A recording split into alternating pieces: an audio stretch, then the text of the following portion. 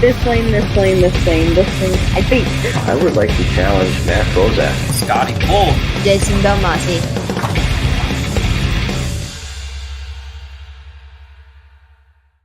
Good evening, everyone, and welcome to another edition of Bowling with the Fef on a Tuesday night, a platform for you to share your unique bowling story, whether you're from Wisconsin, Minnesota, Nebraska, California, England, anywhere in between, all the way across the globe. We love sharing bowling stories, and if you are willing to share yours, get in touch with me. bowlingwiththefef@yahoo.com is the email address, and we would love to talk about having you on and sharing all the good stuff that makes you love the sport of bowling as much as we all do. So much bowling this last weekend, so much competitive bowling. Isn't it great? You had Chris Vai winning the Strike Derby. You had Matt Zweig winning the Agent Ong Open. You had Ryan Burr and Eric Vermeulen taking the Central Bowlers Alliance doubles. You had Dave Barris and Chad Moss taking the Madison Area Scratch Tour doubles. And Ryan Deutscher holding off Carlene Beyer for a win at the Wolf River Scratch Bowlers Tour event in Wapaka, Wisconsin. So much that I didn't even build banners for all this, but there is a tournament that I do want to tell you about, and that is the Stout Open. That came to Eau Claire, Wisconsin this past weekend.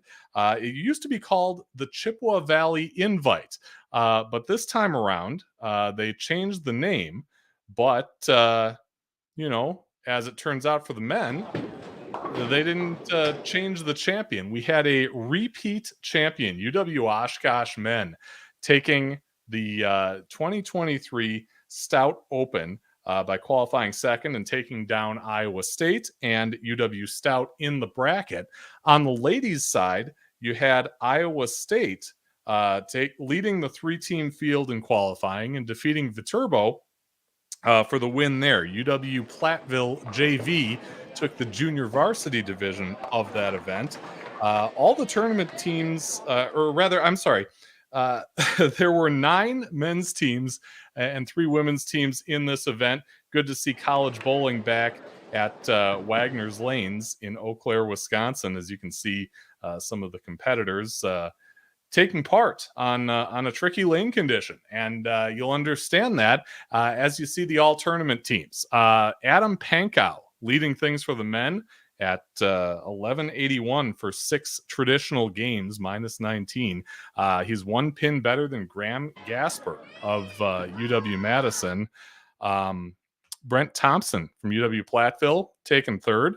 You've got Calvin Schneider from Viterbo University in 4th, and Drew Dietrich from the host school UW Stout rounding out the all-tournament team on the men's side. For the ladies, Holly Santucci from Viterbo University with a total score of 1040 for those 6 games, followed by Sarah Mitchell and Adria Steinmetz from Iowa State, Brooke Bandley from UW Eau Claire, and then 2 tied at 931, Kendall Sheldon from Viterbo and Samantha Brown from UW Eau Claire, both making the all-tournament team for the Stout Open, a terrific event, and certainly glad that I was able to get down there, shoot some video, and watch some great competition, great college bowling competition in Eau Claire, Wisconsin. Should have it here more often, I think, but once a year is better than none. Brock Haugland wants to know if Dawson shared this. I'd kind of like to know that too. Connor Brown says, "Hey, Fef, I absolutely love your intro. Thank you. Took me a while to get that together, but it was worth it in the end." And Flush in the Pocket, Derek Michaud saying, "Hey, bud." Hey, Derek, how are you? He just put out a nice episode of his show with the great Marshall Holman. You should check that out if you have the chance, and like and subscribe to his channel. He's got some good stuff going there in the state of Maine. Well, Bowling with the Fef is brought to you by Chip Magnet Salsa. Chip Magnet Salsa is made in Eau Claire, Wisconsin, right by me here. It's a family business. They distribute salsa, relish, and a whole lot more to stores in more than 38 states and Canada. If you're in Owatonna, Minnesota, and you head over to the Hy-Vee there in town, you can pick yourself up some Chip Magnet salsa.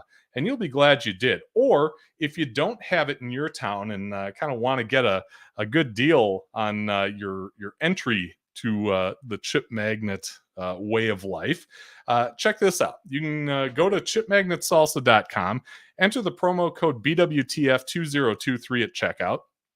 You'll get 20% off your purchase of $30 or more on the website. Limit one order per email address. A fantastic deal on some fantastic salsa. Chip Magnet, raise your snack standards. Well, we have a fantastic guest on tonight, one that I'm very excited to talk to because I've talked to him a couple times before on the channel, although it hasn't been on one of these live shows. It was actually during a live stream of a tournament earlier this month. He is the mastermind behind the 10K Larson Siding Windows and Roofing Quadruple Crown. You've seen one of those events right here on the channel, the Champions Pro Shop Open, which was brought live from Owatonna.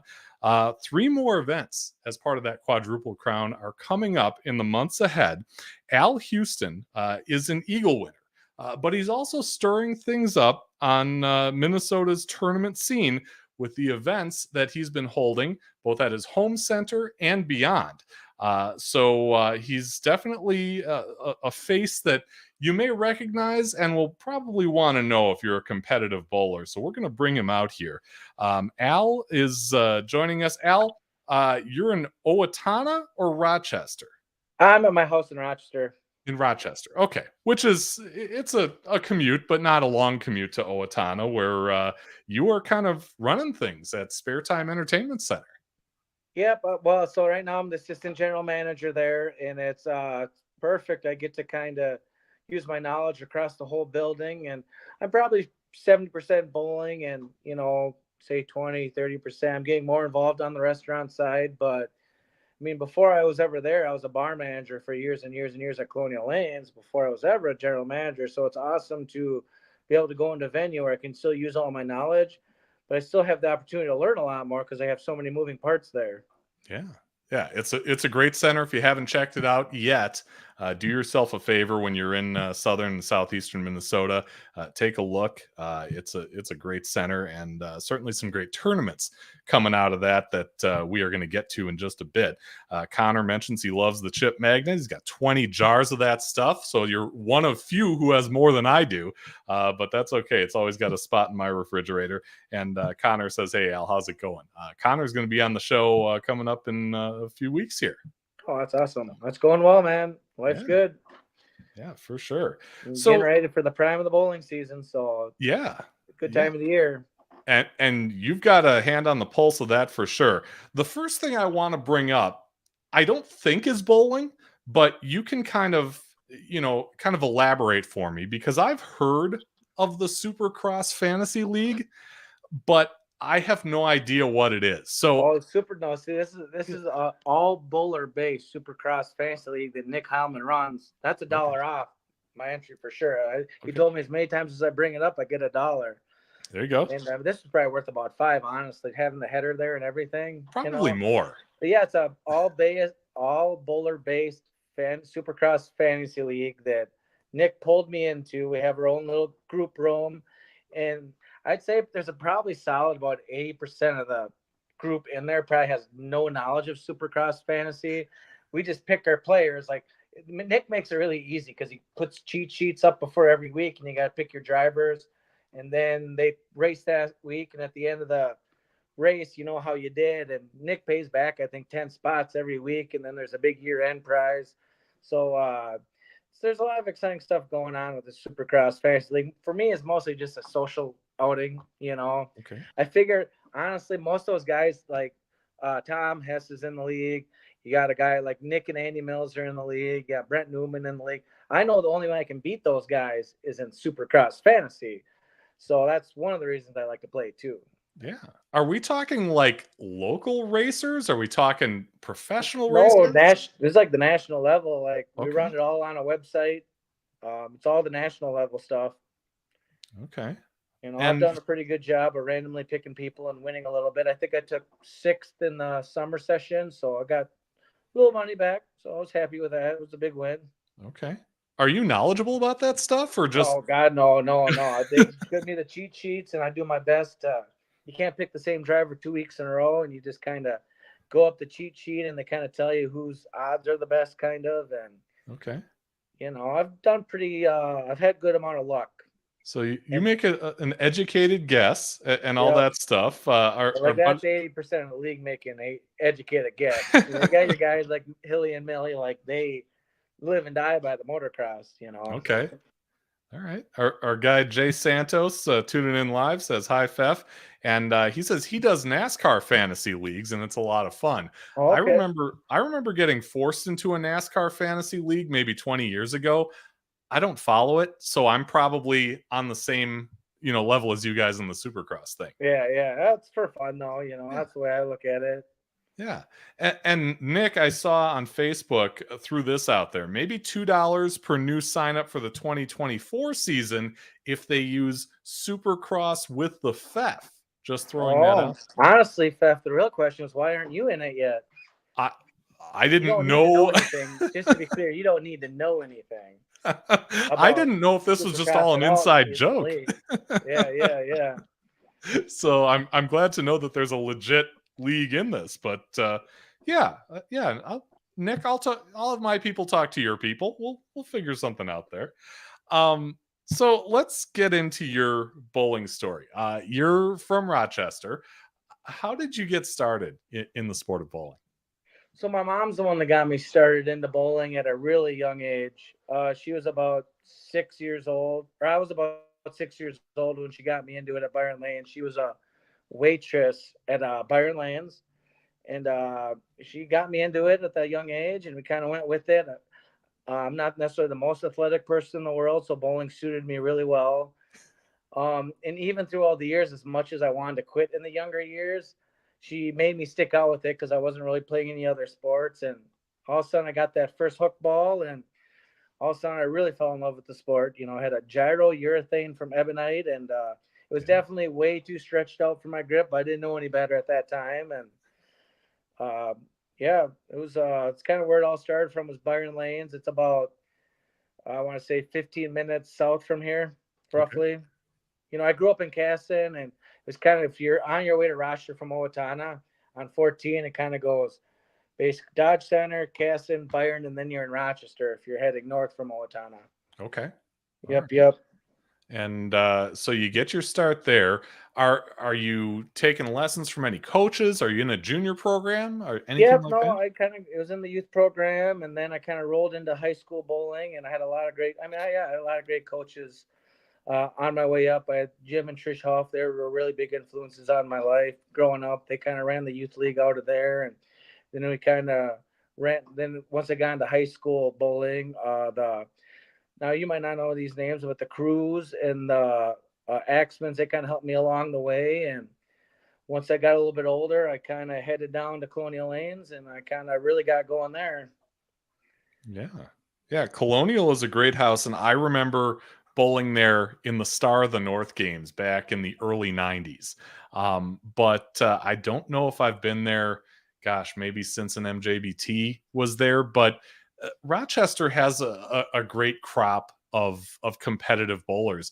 Did you kind of find some of those folks who were doing this seriously, and did any of them take you under their wing? So Adam Apo is the guy that actually brought me to Rochester. I don't know if you know who Adam Apo is. I do. Sure. But he was retired kind of from the tour, a really strong lefty. He's won the Chippewa Valley Match Games a time or two, I believe. Yep. And just very strong personality, fierce competitor. He's kind of one of those guys, like when he's bowling, you don't really approach him. He's just in his zone, and he's really focused, and he's an intense guy. And he's the guy that kind of brought me into there. And I kind of started on the pro shop side there, but I was also cooking, and I was also working the bowling side. So I was kind of doing all of them, so I was learning the shop side. And he's the guy that got me there. I'd say Tim Mayer is probably the real person that made me feel welcome in Rochester, just out of the gates from day one. Okay. I was the Byron kid, small town kid. I had a couple 300s, but, that's about all I had at that point. So going into Rochester and being around a lot of strong bowling figures really helped me out. Yeah.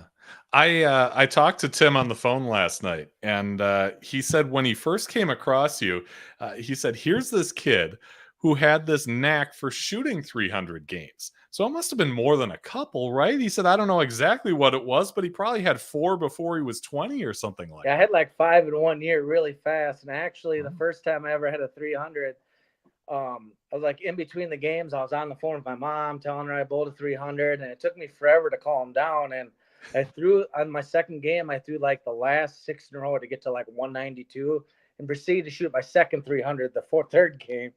Oh So I my had two gosh. 300s in one set. And yeah, my friends like to make fun of me for that one. Oh man. That's a great thing to be made fun of for. Yeah. Oh, absolutely. You tell them that. Yeah.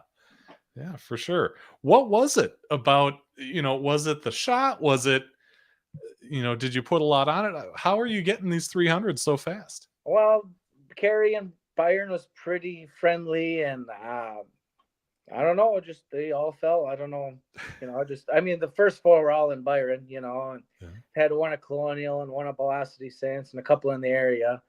Okay. But yeah, I don't know, just I guess just was sharp that a couple of years, and the pins fell my way. Yeah.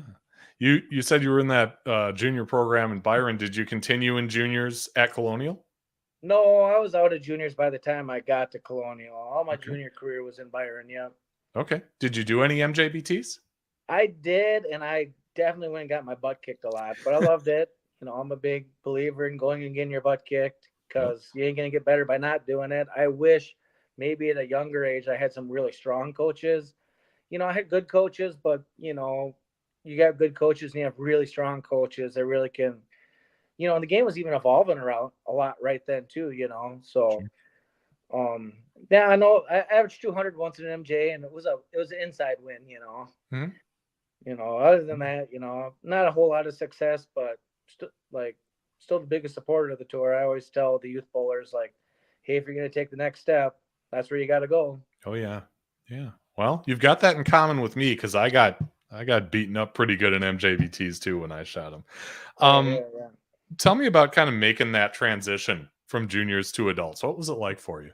So my senior year, I bowled high school bowling, and before my whole senior year was over, I was already bowling adult leagues. Okay. So, yeah, I guess it just kind of happened really fast. I guess I didn't go bowl college or anything. I just kind of jumped into the local leagues, and I've bowled around a lot, in the area, because there's a lot of great venues in the area. But when I was young, I was bowling league mostly in Byron, and then I bowled league in Hayfield a little bit too. It's a little woodhouse, pretty close to Owatonna, actually, the 8-lane venue. Okay. And then kind of obviously started bowling more at Colonial. Yeah. Okay. Um, when when you get into adults, I mean, guys are bowling for money. Were you bowling for money right off the bat? Yeah, I mean, I didn't have any problem taking the drunks at leagues money after league. That's something that I did a lot of, but I didn't always win. Don't get me wrong. We all took our turns. Yeah. But I mean, I had started getting into the CBAs a little bit, and it took me a little bit to make some cuts. But I've made a few. Actually, me and Brent Newman made our first CBA cut together. Cool. But yeah, I think it was like the December one. It was like the U.S. Open 2-day event. But yeah, kind of going from there. I mean, there's always some local stuff going on, but really in the Rochester area, there wasn't like a large amount of events going on by any means. It was mostly traveling. Yeah. Yeah. And I'm in a similar situation. I mean, you end up kind of budgeting an entire day for it, right? You got a couple hours there at least, a couple hours back, and Yep. tournaments can go all day. Yeah, absolutely. And before you know it, it's Sunday night at 6:00, and you're on the way home. Yeah. If you're lucky, I'm usually on my way home at noon on Sunday. Yeah.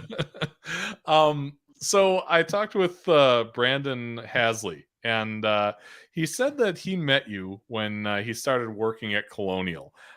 He said you ended up being his all-conference coach for high school bowling. How soon after going adult did you get into the coaching part of it? So I literally got into coaching. So it was like my senior year, The next year I was an assistant coach, and then the next year I was the head coach of the Byron/Casson Bears. And I ran that program for 5 years before I hung it up for a little bit. So yeah, I got coaching pretty much right out of high school, and learned a lot of great kids. We went to state one year, and that's when the Minnesota high school format was all different. You had to win your conference tournament to make state. But yeah, it was kind of started there. Okay. And yeah, Brandon's a funny kid because he must have been about the shyest kid in the whole world when I had initially met him, and he kind of started at Colonial with that too. And you couldn't get the guy to pick up the telephone just to say, "Hey, thanks for calling Colonial Lanes. This is Brandon speaking." It took him a while to get comfortable for that, and I actually kind of missed that because now he doesn't shut up. Well, one of the things he added was that he said he even ended up getting you fired. If you wanted to talk about that. Yeah, he did kind of get me fired. So Adam could get a little defensive about his customers, and he had been going to Adam for bowling balls, and I had talked him into letting me drill a bowling ball for him, and it was just a big old thing. And Adam ran the place, but we ran the pro shop together, and I don't want to say exactly what I called him, but it involved me walking out the door, and ended up calling me back in a month, and we kind of worked it out. Okay. All right. Fair enough. But, you also said even back then, he could see the passion that you had for bowling and coaching. And to be a passionate coach, I think is different than just being on the lanes and being passionate about what you do. Did it take a while for you to kind of get used to the coaching end of it? I definitely learned a lot in my first 5 years doing it, for sure, being a 19, 20-year-old kid out of school coaching, Yeah. and I've really just learned a lot of it on the fly. I mean, I don't have any coaching acolytes or anything. I just kind of do it myself, and I don't go out there and say I'm the best coach or anything. I've always said I think people are better working with a community than just one guy, but I've always enjoyed it. I've met a lot of great kids and great young adults, and I have a lot of great adults and that have graduated through my programs are really successful now. So it's been a lot of fun, and I think I guess I just kind of picked it up on my own, and part of it was just bringing the crew together and being a team. That's always the one thing I always reiterated is, when we're at practice, I mean, we're all going to respect each other and we're going to be friends here. Doesn't really matter what you do outside of here, but when we're here, we work together, we practice together. You kind of work with everybody. Yeah. Tim mentioned that. He said he did some coaching as well, and kind of saw you building what he called a Casson culture. By spending time with the younger kids and Colonial Lanes Junior program, you ended up building that up before you left Colonial too. Yeah, it was actually kind of crazy how that all transpired because I was at Colonial. I mean, I was working at Colonial and I was a bartender / bar manager. And what had happened was the Byron Casson team, like the Casson team had too many players to where they couldn't be paired together anymore.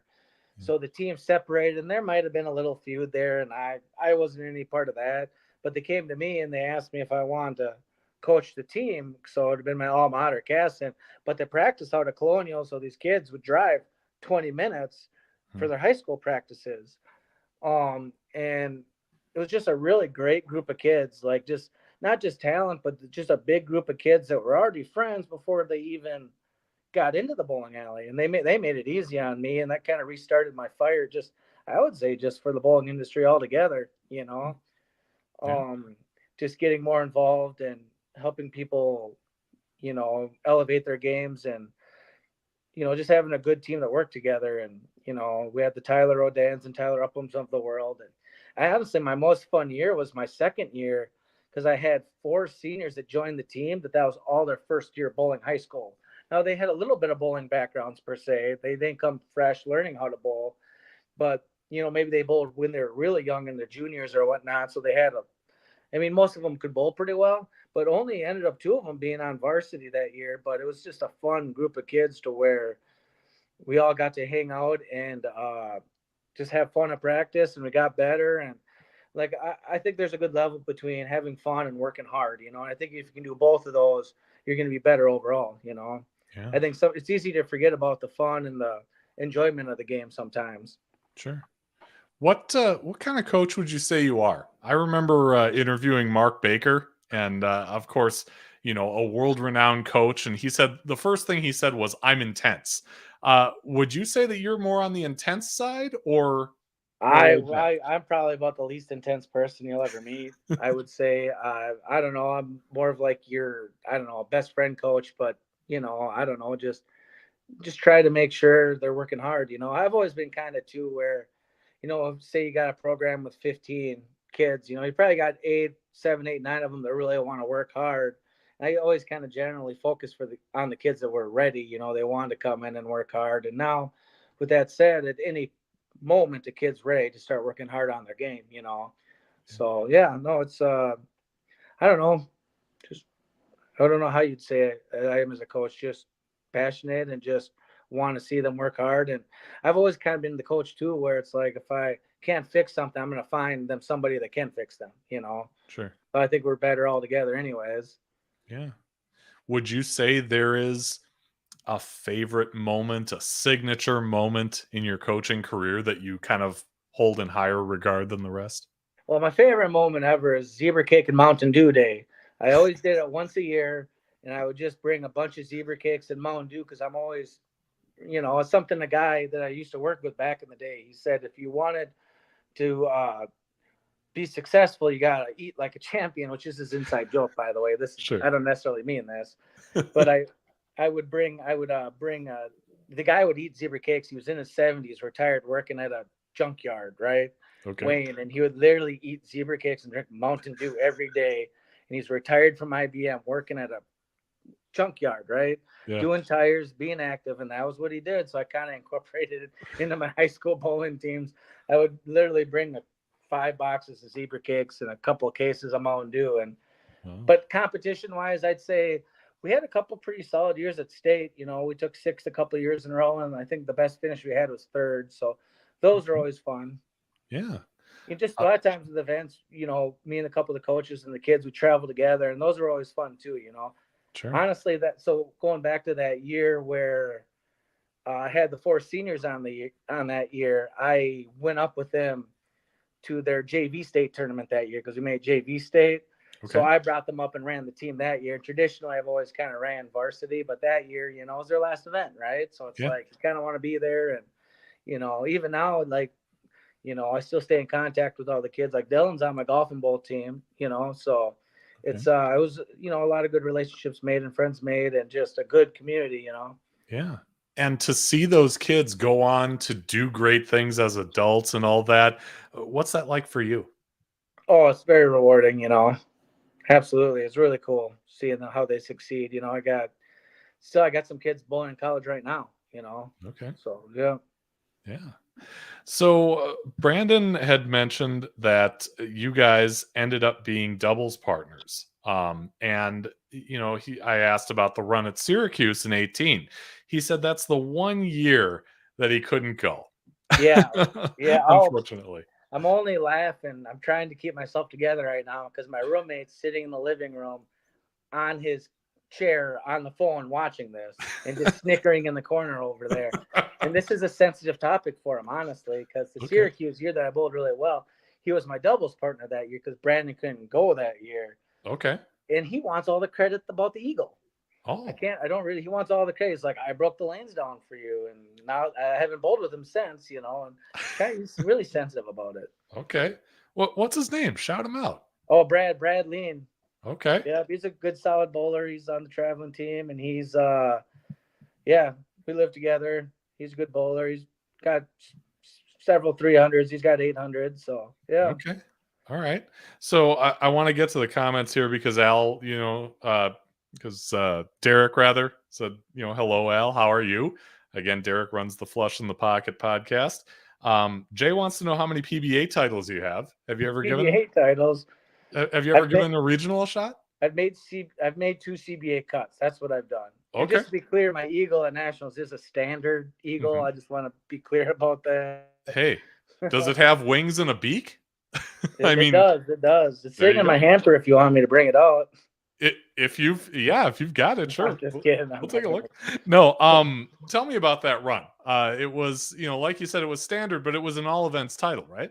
Well, really, I credit that whole thing to the song "Walk It Like I Talk It." Honestly, Okay. because when we were in Syracuse, that's right when that song came out, and that's what we were listening to on the way to both the days of bowling in Syracuse. Yeah. And the day we did singles and doubles, it was like I think we had the 7 in the morning squad, and I don't know. Most of the people that know me know I'm not a morning person. I think we can all agree on that. And I don't know what got into me that day. And I think I had 560 and 570 in doubles or something like that. But in team, it's just, I don't know. Everything was, I even opened in my 10th frame my last game. I probably could have done better in singles if I didn't do that. But Okay. Is that this picture? Is that you at? no, that was actually a year after. Okay. But still at nationals? Yeah, I think my highlight in Syracuse though was going. I didn't actually realize I was in the standard division for some reason until I went to go fill brackets out. And I went to go fill brackets out. I was going to just put $100 in, and I found out I was in the standard. I instantly grabbed my wallet out. I think I put like $500 down instead. It was a good night. All right. Yeah. I mean, I don't care if it's standard, regular, whatever. How many people can say they have an eagle? Yeah, no, I know where I understand. Yeah, it's you're right. It is still a cool accomplishment, Yeah. And that wasn't your first trip to nationals, correct? No, I've been on nationals several times. Right. Okay. I haven't gone every year, but for the most part, I've gone every year. I've just missed one here and there between an injury and just missing one. Yeah. Keep in mind, I'm a guy who's never made the trip out. I've always meant to, and maybe I will this year. I'm always hemming and hawing about it. What's it like for someone to go for the first time? It's exciting, and it really sometimes it depends on the venue, but just being like in Reno where you got the big stadium and it's tall ceilings and big setting area, like it's I think my first year I was 19 going, and it was the Baton Rouge year, and it was intimidating right away, and it took me a couple of years to adjust in that atmosphere. Sure. Yeah. So Brandon says you guys are, your doubles partners. And he mentioned, he said he hated not being there, but loved hearing how well multiple teammates did that year, especially Al. So you had others in that group that had success. Yeah, and yeah, I mean, we've always had guys that we haven't really been able to put a solid team score up, but individually and doubles wise, between us, we've had some sets, Even Brandon just this year, he finished in the top 100 in singles, so it's not a bad year, I think he had 7 something. But yeah, I mean, it's just as much fun seeing your teammates succeed as it is having you succeed, and I've always really been strong about that. For sure. Here's a good question, because again, this is something I can't answer. How long in advance, he's saying, do you need to have a hotel booked for nationals? Is that something where you can kind of book your tournament spot and then get your tournament venue or get your entry in, and then most of the places have plenty of hotel options. So I mean, I try to do it 2-3 months ahead of time. Yeah. Okay. So that kind of brings us up to the point where it's about a year ago or so, and you make that transition where you've been working in Rochester, you've been at Colonial, and you make the move to Sparetime in Owatonna. How does that happen for you? Without going through all the details, it was just a new opportunity, more or less. I was just ready for something different, and Teri offered me a really great opportunity, and I've gone to kind of spread my wings a little bit more there. So it's been a blessing. It's great venue, great staff, and that's just kind of happened. Yeah She's I reached out to her as well. She said that she's so lucky to have been able to add you to the staff. She said there's no one else she would rather have trusted to take the reins. To be clear, she's been telling me I'm going to be a replacement for about 5 years, how am I going to retire? Stuff like that. Yeah. Somebody's got to do this when I'm not doing it. Quotes like that. But yeah, Big shoes. yeah, and it's just there's just a lot of great people in the building that just with a lot of bowling backgrounds for staff there. So I mean, you got Briley in the shop, so that's awesome. And just getting the opportunity to work with Teri. She's so knowledgeable and she's so injected into the bowling community and just industry together. Sure. Derek wants to know, how many nights do you need? I'm guessing that's kind of dependent on how your That events are just has to scheduled. do with it just depends on what you want to do. Some people are in and out. Some people stay a couple nights, but it's 2 days of bowling. Yeah. And if you want to do side events, you can spend 3 or 4. Right. Was it, back to the spare time thing? You get in. What's it like to kind of, get in that new place and kind of make your way and get a feel for how things are run there?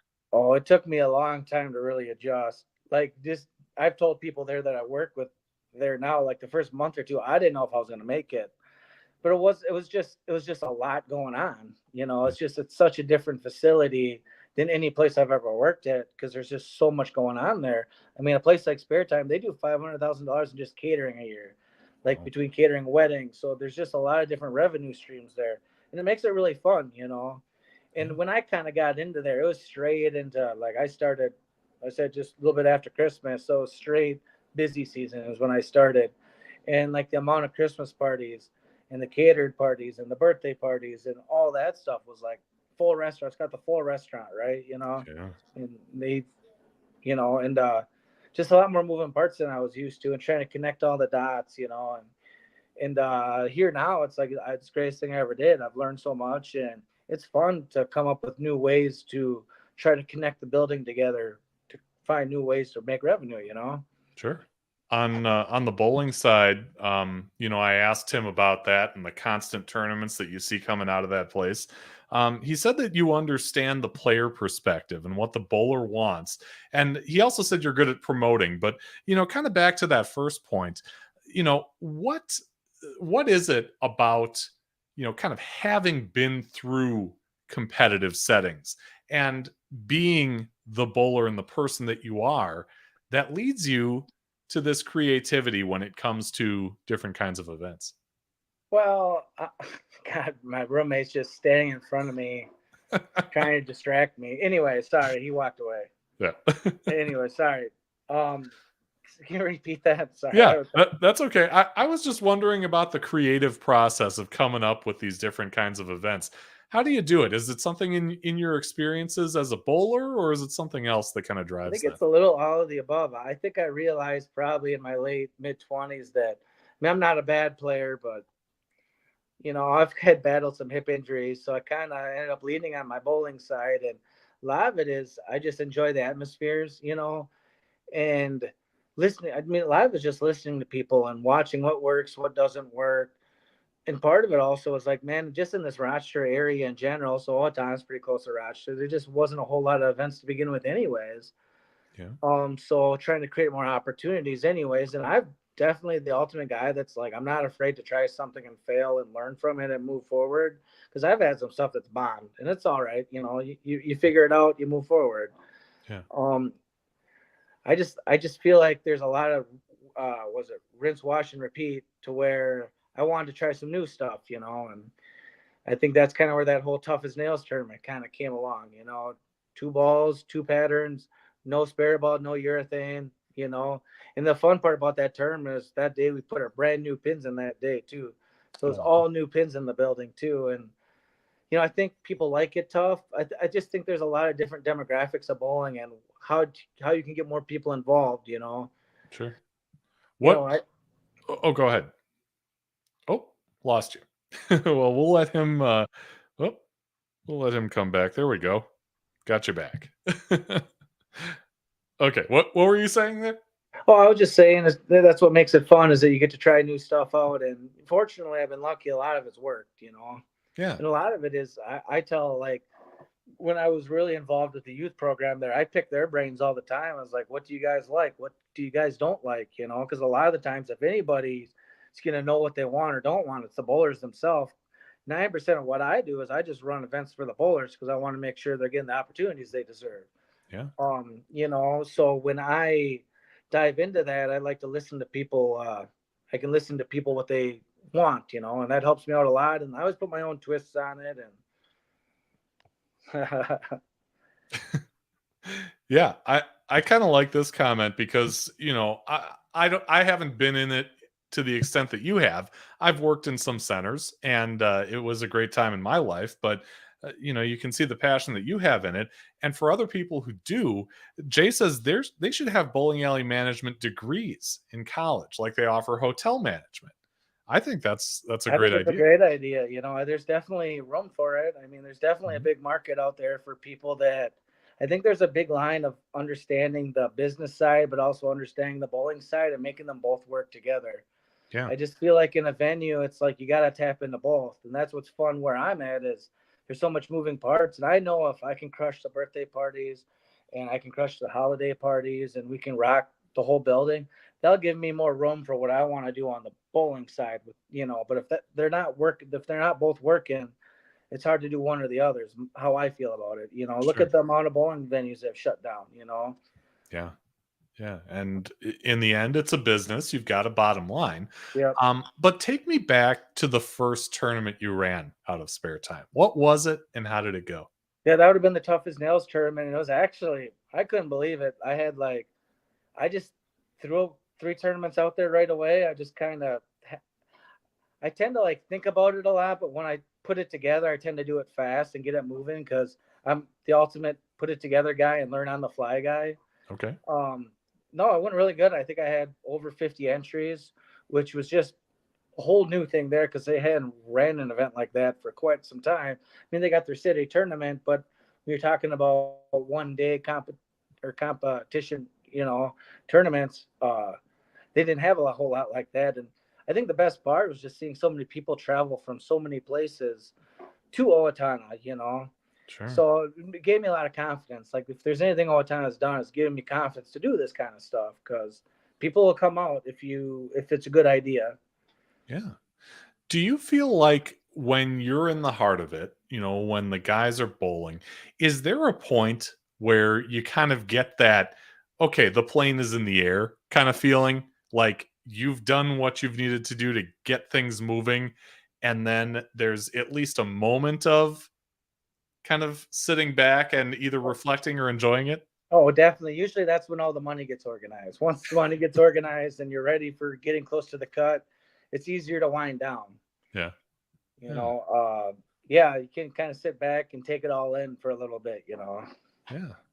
It's a good point in the show to send a message to your roommate, and that's if he's watching, he should subscribe to the channel. We're on the road to 2,000 subscribers. Hopefully, those of you who are frequent viewers are subscribing. Just hit that little logo in the bottom corner. It's free to do, and you can be the first to know when we have live streams and new videos uploaded to the channel. I want to get to these recent tournaments because you reached out to me a while back about the Rochester match games, which has a lot of history at Colonial. And you asked me about live streaming it, which I'm going to do. And really excited about that because that's really turned into something bigger, you know, since the first time we talked. But shortly after that, you kind of alluded to the fact that you had something cooking. And then all of a sudden, a day or two later, it's the quadruple crown. It's, you know, the Larson windows, siding, and roofing quadruple crown. How did that all come together, and what does that mean for the people who are participating? Well, it kind of is. So me and Nick kind of spitball ideas, or Nick Heilman will spit ideas. It's mostly him sending me long messages on stuff I should do. He calls himself the idea guy. He basically wants me to do it. But I reached out to him a little bit because I've always had a facet. So like in North Minnesota, they have that Brunswick traveling. I can't remember exactly what it's called. Central Sweeper, right? Yep. Yep, they got the Central Sweeper up there. It's a great idea. Ryan Schlecker does a great job up there. And I kind of wanted to do something kind of like that, but in the South area. And it kind of ended up in a different direction than what I intentionally meant it to do because a couple of the events we're running were already kind of built into events. But so I really love the town of La Crosse. So that's kind of where it started, because I was just like, if I do something like that, I want an event in La Crosse, because La Crosse is just a great bowling community, and it's just a fun town to go to. And we went from talking about that a little bit to just incorporating events we already have into it. So at that point, we just had to add a couple more events, and it was perfect for me. I'm in Owatonna. I want to have an Owatonna location, and the only other thing is we wanted to add a fourth event. So we kind of hooked up with our friend Nevin Brady, and he's running the St. Cloud Palooza up in Southway Bowl. It's one of it's Jason Hansen's center, and yeah, just kind of tied together. We just kind of spitballed the idea, and from the time we really started talking to it, and we got somebody to sponsor us or invest into us, it probably took a solid 30 hours until I had a flyer out. That's just sometimes how I work, or an announcement. Yeah. You know. Is there a story that I missed here? Because Teri mentioned that you overslept. Oh my God. That was that Tough as Nails tournament. You weren't supposed to bring that up, Teri. Thank God I got Teri to bail me out. Yeah. Teri bailed me out that day. It's like my first tournament I'm running in Owatonna, and I set all my alarms for PM, because on Saturdays it's Supercross day, right? So I always set my alarm for Supercross, right? Mm-hmm. So they're all on PM, right? And I must have been, when I was going to bed, I think I worked the night before anyways. I'll scroll to set the time, and I set 6 p.m. instead of 6 a.m. Uh-oh. Yeah, it's like 6:30 or something like that. So here I wake up and it's like already check-in time. I didn't shower. I got out, ran out the door, and I probably got there at about, I don't know, 8:45. It must have been 15 minutes before the tournament started. But Teri's she's kind of like me. She's good at winging it, and she kind of knew what to do right away. So she was checking in people herself. She had the software up. So once I got there, everybody was almost all checked in, and tournament went. Yeah. It's not how you start, it's how you finish, right? Yeah. And then I learned my lesson, and I use AM for my alarm clocks now. That's a great story, though. See, now you can laugh about it, right? Yeah. So anyway, this quadruple crown comes together, and the first event is the Champions Pro Shop Open, and I'm going to pull up a little video from that event. And now that you have the chance to, kind of look back on it, I mean, tell me about how you think it went, and what you can kind of take from that to the future ones. Oh, that was just a fun event altogether. I mean, to take to future events, I mean, it was my first one I really had ran scratched, or had multiple shifts, and actually everything ran on time pretty well. Got that kick. I mean, it was my first time I really got to incorporate a guy like you in there, so that was really great. So I think that really set the tone for the atmosphere out of the gates. Through the entire field. I mean, I don't know, moving forward, I mean, it kind of ran really well, and I've got a lot of compliments, and I think it's one of those things where it's kind of like, I got a good thing set up, and I think it's kind of run stuff similar to that, or run it kind of how it went anyways. I mean, a lot of what I've been learning is more of the behind the scenes stuff, when you're organizing like all the side pots and kind of that stuff, what works. Because I always like to run my side pots like a little bit of higher entry fee, so I can pay out a little bit more. And I feel like a lot of the players that come bowl my tournaments like that, Yeah. Just a long day. That's for sure. It was just a long day, and it was a fun day, and it went really good, and it was tough. And I think the Champions Pro Shop's always been one of those events where it's just going to always be brutal tough, because I like to have an event like that, And I think the Champions Pro Shop Open, I think it's got the word champion in it. And I feel like if you're going to do that, you got to bowl really well, And you end up with a guy who is really among the cream of the crop in Minnesota, and Brady Stearns taking the title.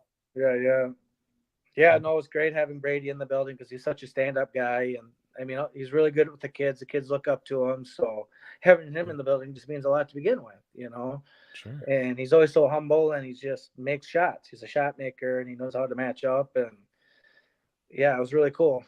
Yeah. Teri mentions we have a great team, and that's true. You've got other people kind of helping you out, at least on the score gathering front and other things. How does that all come together, I in the heat of appreciate it? Terry for bringing that up, because sometimes, through going through one of these, I get a little nervous. But yeah, our team there is amazing. They make it all easy on me between Terry and just the staff we have there. I kind of have Mark Hill on the computer. He's a Owatonna City Hall of Famer. He's a good player himself, but he pretty much on tournament days, I'll just put him on the computer and he just does his thing. Like he makes it really easy on me. Now he's not at all my events, but I try to give him as many as I can. But and then just like the people just in the building that are working, just we got the staff pretty dialed in. And I think that's one of my favorite parts about running events is it's not just about the high level of competition. It's just about the experience and the atmosphere all together. Yeah. Right. To me, that's important. Like I want people to come in. I want them to feel welcomed. I want there to be energy. I want them to come in, even if they get their butt kicked. I want them to come back because, maybe they learned something that day, or maybe the people that are bowling in my venue that day, they learned something from them, So that's the kind of atmosphere and tone I want to set. So having a team like I do makes it really easy, Yeah. Yeah. No, it ran really smoothly. And, that's a credit to all of you, at that center. Now, from there, you move on to the Lacrosse Open. And then in December, we have the aforementioned Rochester Match Games. Tell us about that event and, kind of what this whole partnership with with the sponsors and the Quadruple Crown, what does that do for this Med City weekend, as it's called now? I'm just going to start right from day one. Growing up in Rochester, the holiday match games was a staple of scratch bowling in the area. It was the one event in Rochester where people came down here and bowled that were some of the best bowlers in the state. So I instantly fell in love with the tournament because so I get to see all these guys that come into my town and I get to compete with them. And I've made one holiday match game myself. But so when I was in the transition from kind of bar manager to GM in that role, I took kind of the lead on. So Tony Condon runs the event himself. Mm-hmm. So like I'm just I find them added money. I work with the entries. I get people in the building. Like that's what I'm good at, right? So the day of, Tony runs the show. It's Tony's show, and it's been going on for I only have the history through about 30 years or so, probably 40 years, but it's been going on a long time. Yeah. And it's kind of funny how it all kind of developed. So the first year that we really had added money and the tournament itself started growing, we had always had a couple of sponsors that came on that donated like $100 here and there. And one of them was Greg Nessler, and he's the guy that owns Rochester Heating and Plumbing. Okay. And I approached him after he got done bowling one day, and I said, "Hey, I just want to make sure you're still on for the holiday match games this year." And he said, "Yeah, it's $100, right?" I was like, "Yeah." He's like, "Hey, you need more?" And without hesitation, I said, "Hey, how about $1,000?" He showed up the next day with a grand check, and it kind of helped me learn a little confidence on asking people for added money, because I just kind of at that point I was like, if you're going to put your name on my tournament, I'm going to go to bat for you, like I want to make sure people know why your name's on this, Yeah. And it all kind of started there. We kind of started getting some more added money,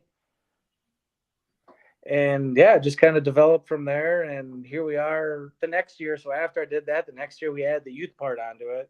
Mm-hmm.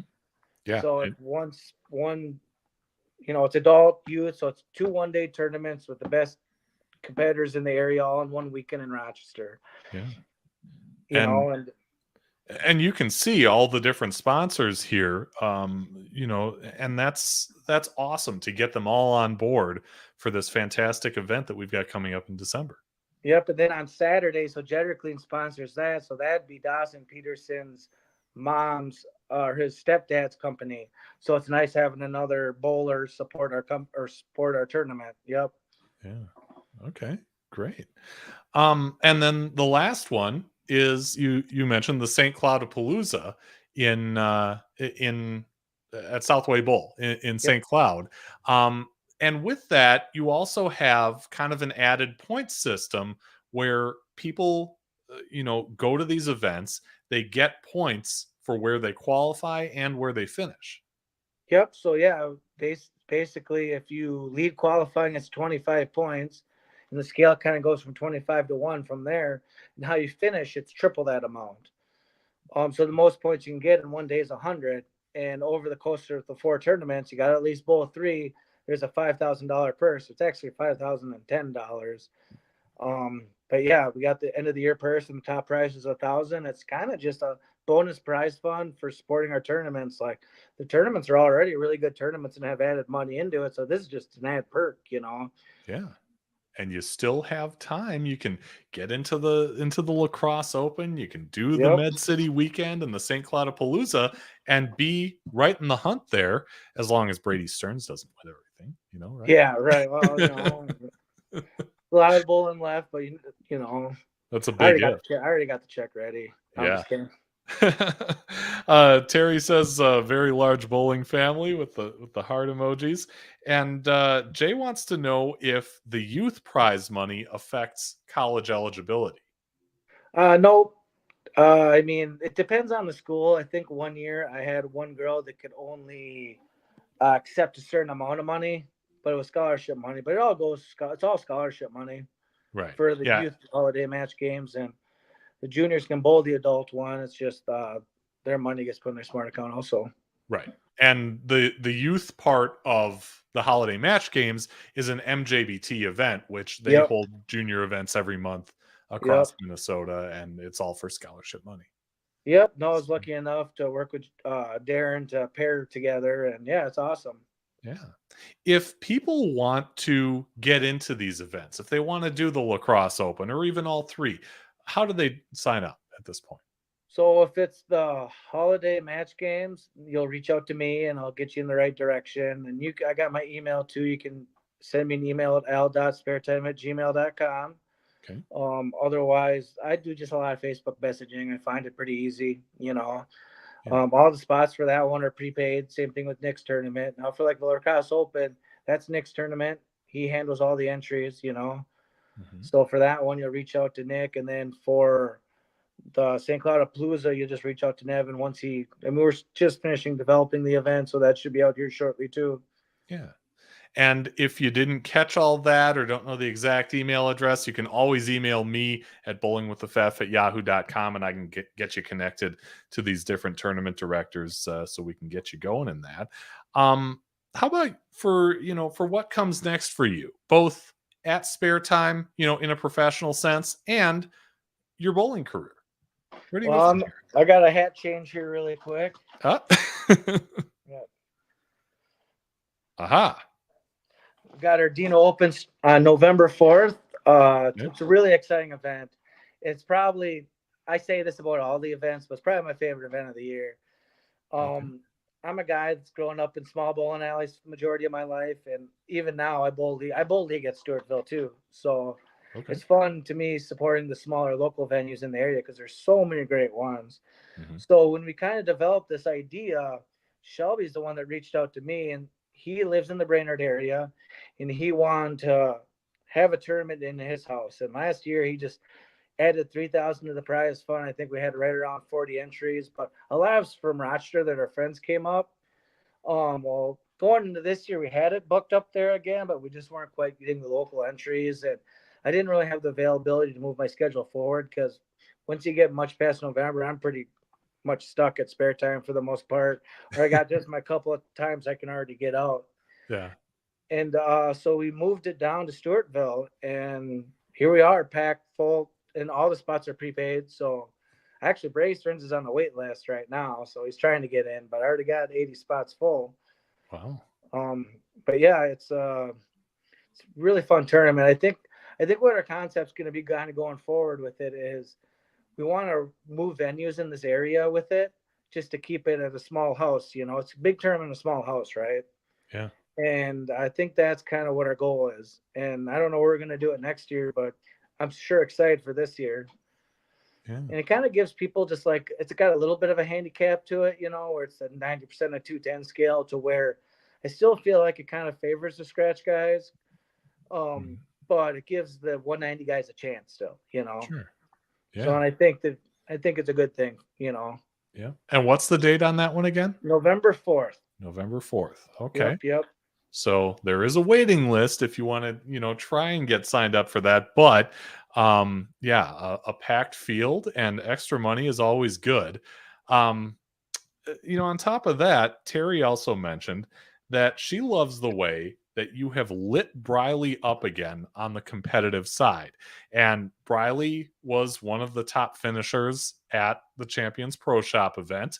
He also cashed at the Owatonna Open. Tell me about how you've gone about, kind of stoking that fire in him to compete again. Well, we're always spitballing ideas off each other. He's usually educating me on something. He's way more intelligent than I'll ever be.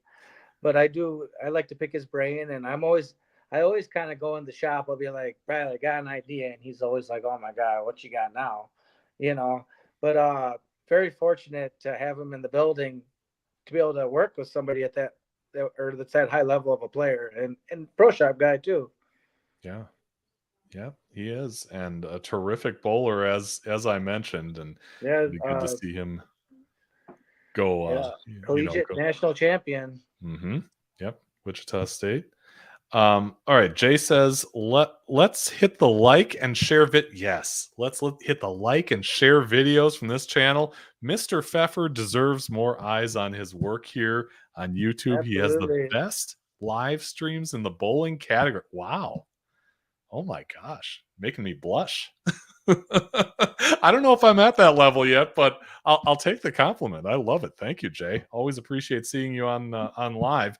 And of course, we'll have the Med City weekend streamed on Bowling with the Pfeff as well. So looking forward to that. Yeah, 2 days of action-packed bowling. Oh yeah, both adult and youth. So be sure and tune in. All right. So, Al, you know how this works on this show. We end up by, asking you to go off the sheet and challenge somebody else. Doesn't have to be the greatest bowler in the world, but certainly could be, to be on a future episode. So, Al Houston, take it away. Who would you like to see on a future episode of Bowling with the Pfeff? I mean, I keep telling him this, but you really got to get Tim Mayer on here. Tim Mayer he's probably he probably might be the most influential person in my life. He's just a great human being, and he loves the sport of bowling, and he's been involved in coaching and just being a advocate for the sport. I mean, I would say if you can get him on, that'll be an interesting show. Yeah. I really hope he'll take you up on that. I met him at the MSC here in Eau Claire, and had the pleasure of talking to him about you. And a terrific player, and just a great guy. Through the conversations we've had, I really appreciate him. And Tim, whenever you're ready, let me know. We will make it happen. Teri says agree with all that stuff. And Teri and Tim are pretty good friends too. Yeah. Yeah, she says her vote is for Tim, which is great. And Jay says it's true. Thank you, Jay. No, I appreciate it. You guys keep watching. We'll keep doing it. And I do hope Tim comes through and appears on another show with me. That would be great. So we're going live next on November 1st, bringing back the original PBA lane maintenance guy, Len Nicholson. He's started up a Phantom Radio Junior Bowlers Club since the last time we spoke with him. So we're going to bring him back. He'll tell us about how he came up with that idea and what it takes to get to be a part of that and kind of help the youth save our sport, get this thing growing and in the right direction for the future, which is really important to us all. But Al, I really appreciate the time tonight. Thank you so much for coming on. Yeah, no problem. It's been a blast. Yeah, always. And can't wait to do that live stream at Rochester, Colonial Lanes for the Med City weekend. We'll put that flyer up one more time. It's coming up in December. And if you need information on it, you can contact, is it you, Al? Yeah, you can contact me. And it's if you go to Med City Holiday Match Games Facebook page, you can follow it right there. Yep. And you can always come back to me if you need the connection and want to get involved or get an entry in. We can certainly help you out with that. Well, with that, we're going to call it a night. But thanks, everyone, for watching. Always appreciate that. And until next time, have a great